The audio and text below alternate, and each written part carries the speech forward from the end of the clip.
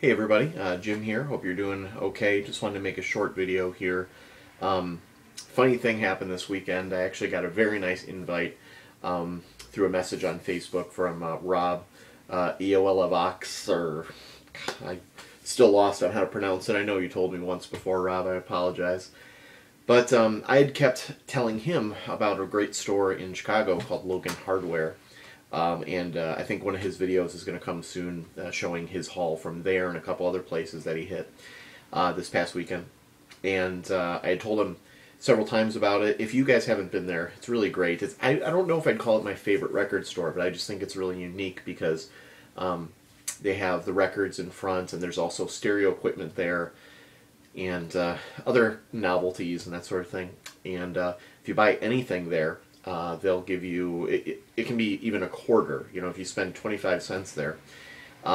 They give you free reign to the back room, which is all arcade games. And I'd say in general they're from like the mid-80s to mid-90s about. They've got Mike Tyson's Punch-Out!, the arcade Teenage Mutant Ninja Turtles game, if you guys remember that at all.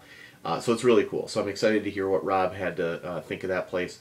But back to the beginning, he had invited me out kind of last minute with him and Blake to go to kind of meet up for the first time and to you know, go digging. And at the time when I got that message from him, there's some things in my schedule that I couldn't break free of, and I'd, you know, been a little probably a little short-handed money-wise to do some digging this weekend. So I appreciated the offer, but definitely told him, hey, another time we'll totally do it, and he understood. But then, of course, you get that digging bug when someone brings it up. So Saturday I was able to make some time, and I actually did have some CDs and some DVDs and some board games just kind of sitting around that my wife and I haven't used in a while.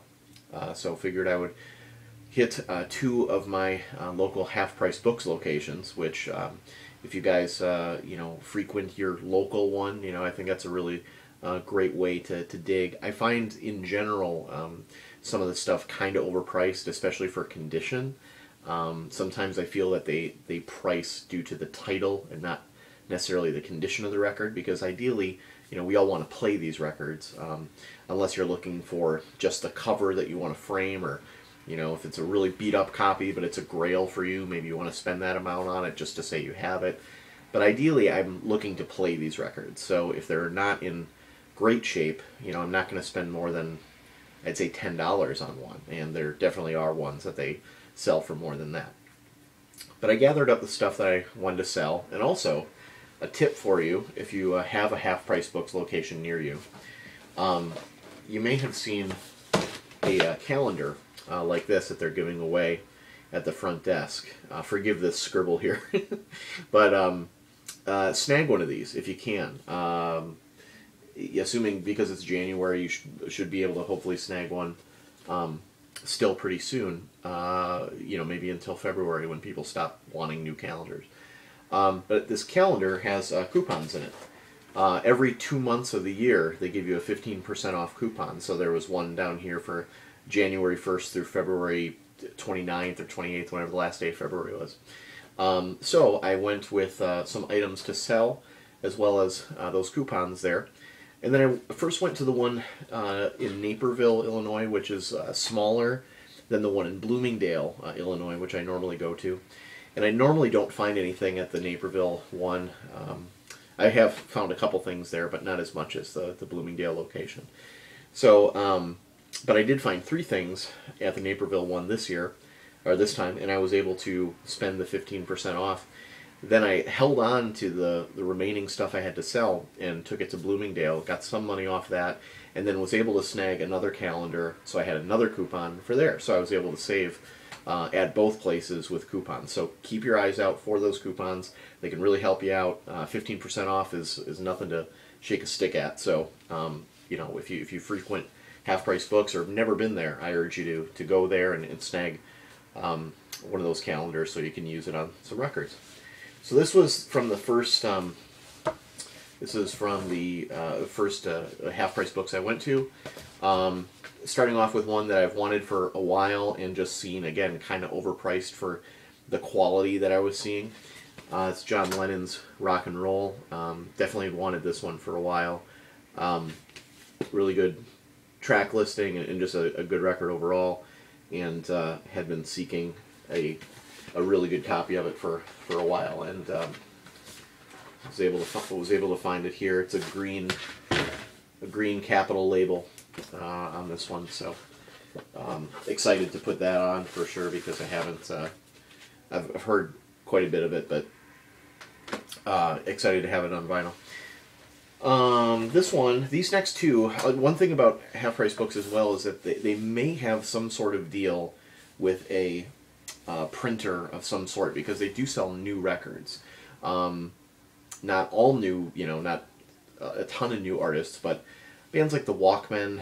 I think I've seen Amy Winehouse and those kind of records there, as well as like new jazz reissues and stuff. So, but they'll be at new prices. They'll be, $13.99 to $22-23.99. Both of these records I saw there because they had been recently reissued. One of which I think was reissued for the Black Friday Record Store Day in 2012.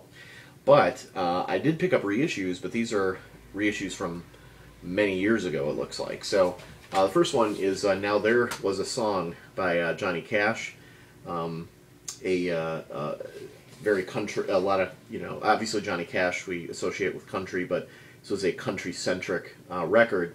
So they had a brand new reissue of this, but I was able to find this for $2.99 in pretty good condition.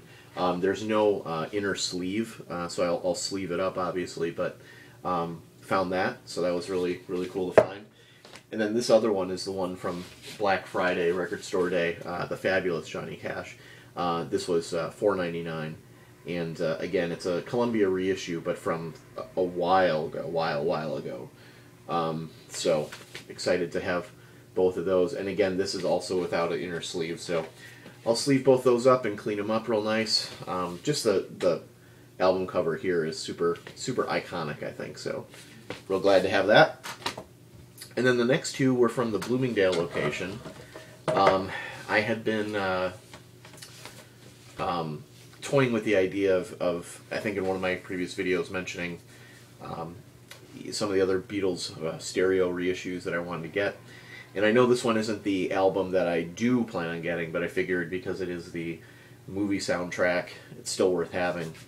So for $7.99, I got a copy, a really good copy, just a little dusty, of A Hard Day's Night. So obviously this one has some of the instrumentals on there and kind of a orchestrated version of the title song as the last track. So ideally I do want to get the album, and not just the soundtrack, but really happy to have this in my collection for sure. I've been on a Beatles kick ever since I picked up Rubber Soul and Help. Those are the two stereo reissues I've gotten so far. So excited to have this guy for sure. Really good copy. The label I'll show you.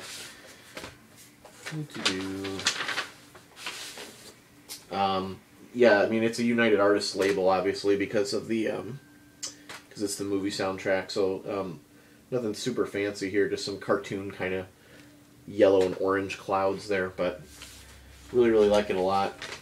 Put it on the other night. One of my old bandmates had a receiver that he was getting rid of, and we worked out a way that I could do some PR for his band, his other band, in exchange for the receiver. So got a new receiver, and everything's sounding great. So thank you again to in one of my previous videos I told you guys about a receiver issue I was having. That issue's fixed now with this newer receiver, so thank you everybody who chimed in with their info and suggestions.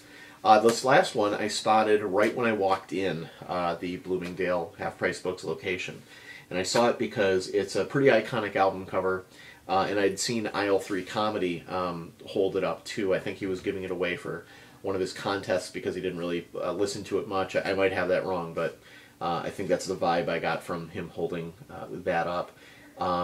It is Them Changes from Buddy Miles, and super excited to have this in my collection. just from reading up about him and his work with Band of Gypsies and that sort of thing. And just seems like a really, really great guy. This is also a gatefold. So, pretty cool right there. So yeah, the Bloomingdale location, I was able to use the coupon and then trade some stuff in. This was 10 originally, I think. The Beatles was 7. And I think I ended up paying just over 7 for both of them, considering what I had to trade in and then the coupon. The neat surprise here is not only did I get them changes in here, but the cashier unfortunately made a mistake. Fortunately for me, unfortunately for somebody who might be looking for it, actually included a second Buddy Miles record inside here. So that's really cool. So on top of them changes, I also got Electric Church from the Buddy Miles Experience. So probably can't make it out super well, but it's really great. I like the Mercury Records labels on there. So yeah, so no cover or anything for Electric Church, but from what I read, that's that record that came before them changes. So I'm excited to have both of them. Sometimes they just slip them in there, which leads me to eventually the contest that I want to have. That'll tie in to the contest that I'll have for my 100 subscribers.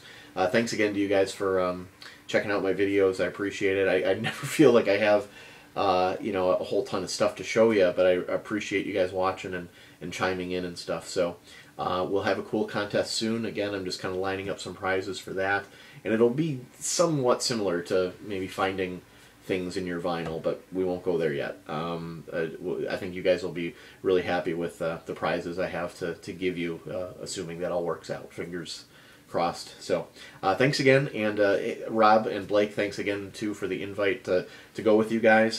Sorry I wasn't able to make it, but you kind of got the the bug in me after all, so I was able to go out and get some neat things this weekend. So thanks again, everybody. Take care, and have a good one.